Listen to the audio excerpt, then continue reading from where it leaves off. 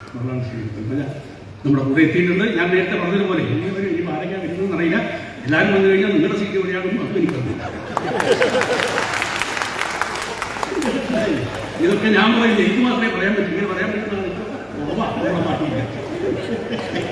ഇവിടെ മാറ്റില്ല. ഞാൻ ഈ ചരിത്രം മുഴുവനുണ്ടല്ലേ.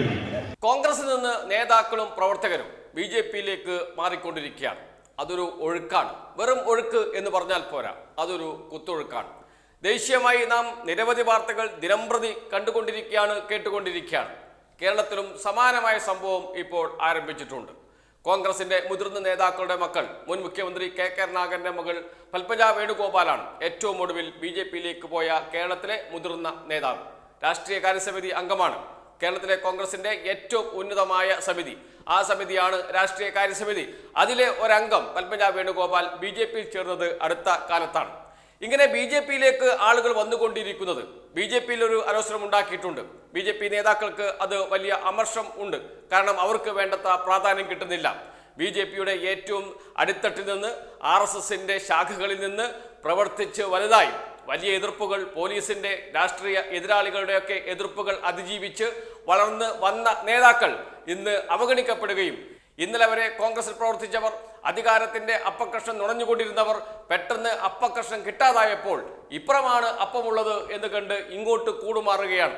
അവർക്ക് വലിയ പ്രാധാന്യം നൽകുന്നു, അവർക്ക് വലിയ സ്ഥാനം നൽകുന്നു. ഇത് BJP-ക്കകത്ത് വലിയ അമർഷമുണ്ടാക്കിയിട്ടുണ്ട്. എന്നാൽ ആരും ഇതുവരെ അത് പുറത്തു പറഞ്ഞിട്ടില്ല.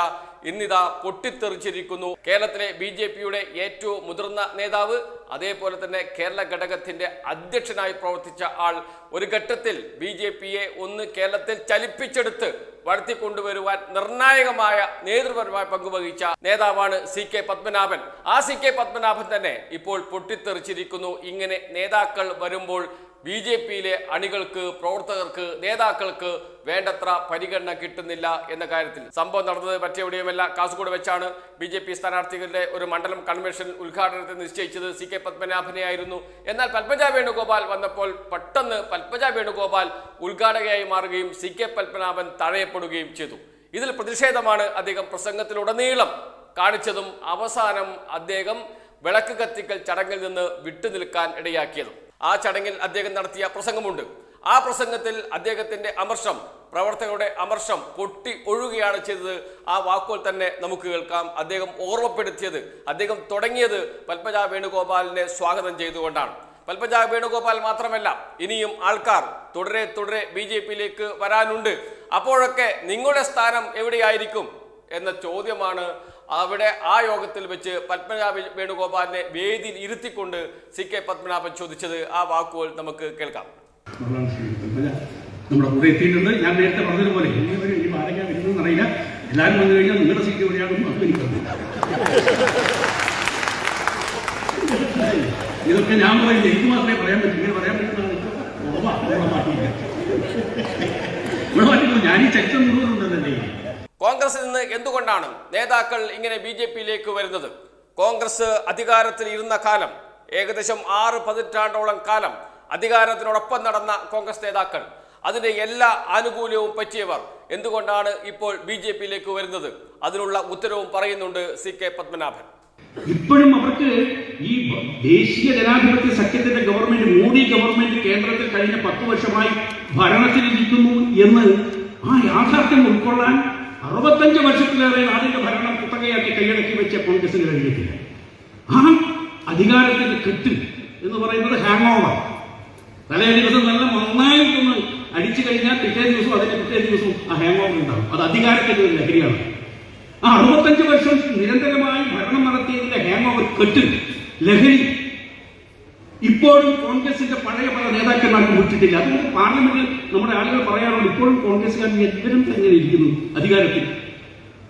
ഈ അധികാരം എന്ന് പറയുന്നത്, ഭരണം എന്ന് പറയുന്നത് കോൺഗ്രസിന് അവകാശപ്പെട്ടതാണെന്ന് പറഞ്ഞാൽ നമുക്ക് മനസ്സിലാക്കാം. ഇതൊരു നെഹ്റു കുടുംബത്തിന് അവകാശപ്പെട്ടതാണ് എന്ന ഒരു അന്ധവിശ്വാസം വളരെ ആസൂത്രിതമായി നമ്മുടെ നാട്ടിലെ ജനമനസ്സുകളിൽ വിതച്ച് പടർത്തി എടുത്തിട്ടുള്ള ഒരു ചരിത്രമാണ് നമുക്ക്.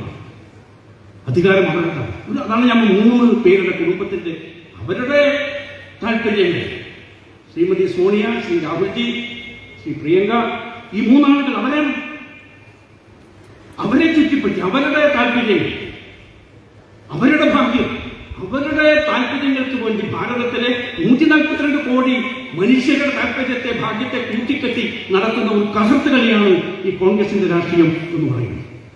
ഇതൊക്കെ പറയുമ്പോഴും അദ്ദേഹം ഓർമ്മിപ്പിക്കുന്ന ഒരു കാര്യം, എങ്ങനെയാണ് കേരളത്തിൽ BJP വളർന്നു വന്നത് എന്നും, എങ്ങനെയാണ് കേരളത്തിൽ BJPയുടെ ശാഖകൾ പ്രവർത്തിച്ചത് എന്നും. വലിയ വളർച്ചയൊന്നും നേടിയില്ല എങ്കിലും ഇന്ന് കേരളത്തിൽ അങ്ങോളം ഇങ്ങോളം എല്ലാ സ്ഥലങ്ങളിലും BJPയുടെ സാന്നിധ്യമുണ്ട്, BJPയുടെ പ്രവർത്തകരുണ്ട്, BJPക്ക് ഘടകങ്ങളുണ്ട്, RSSന്റെ ശാഖകളുണ്ട്. ഇത് പെട്ടെന്ന് ഒരു ദിവസം മുളച്ച് ഉണ്ടായതല്ല.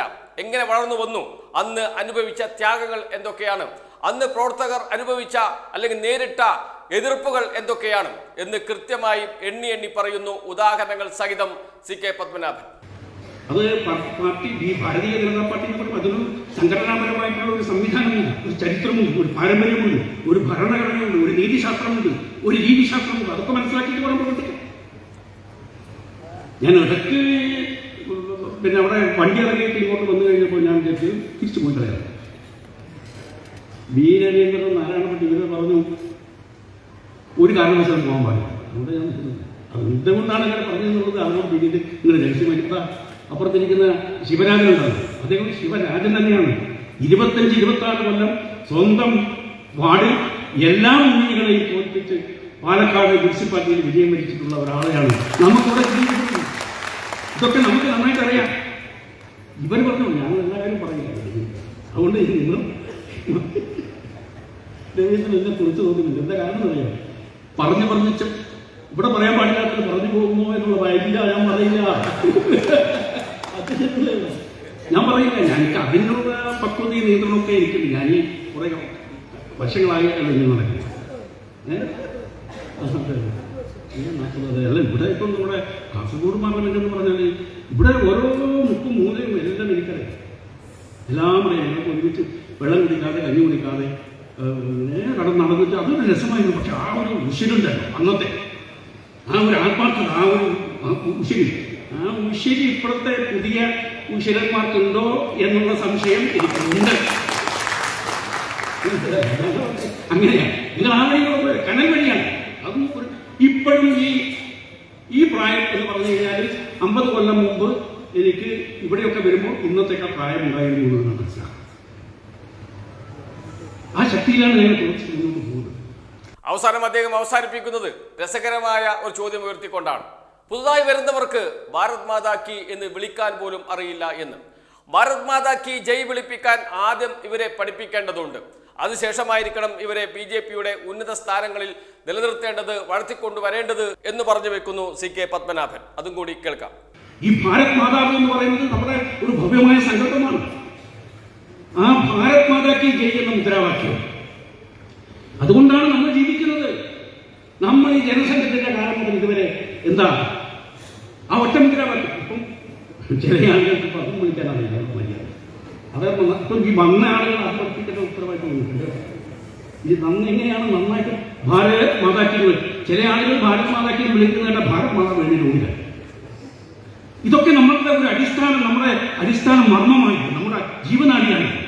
BJP പ്രവർത്തകർക്കിടയിൽ, BJP നേതാക്കൾക്കിടയിൽ ഈ കൂടുമാറ്റം, കോൺഗ്രസിൽ നിന്ന് BJPയിലേക്കുള്ള ഈ കൂടുമാറ്റം ഉണ്ടാക്കുന്ന ഒരു അസ്വസ്ഥതയുണ്ട്. അത് കോൺഗ്രസിന്റെ നേതാക്കൾക്ക് വലിയ പ്രാധാന്യം നൽകുന്നതിനെ കുറിച്ചാണ്. അത് BJPയുടെ RSSന്റെ നേതാക്കളെ അവഗണിക്കുന്നതിനെ കുറിച്ചാണ്. ഇന്നലെ വന്നവർക്ക് സ്ഥാനമാനങ്ങൾ കിട്ടുന്നു, ഇന്നലെ വന്നവർ സ്ഥാനാർത്ഥികളാകുന്നു. അത്രമാത്രം എതിർപ്പ് RSS പ്രവർത്തകർക്കും BJP പ്രവർത്തകർക്കുമുണ്ട്. അതിന്റെ ഒരു അനവലിയാണ് CK പത്മനാഭനിലൂടെ കാസർഗോഡ് വെച്ച് നാം കേട്ടത്. BJPക്കകത്ത് വലിയ ചർച്ചയായി അത് മാറുകയും ചെയ്തിട്ടുണ്ട്.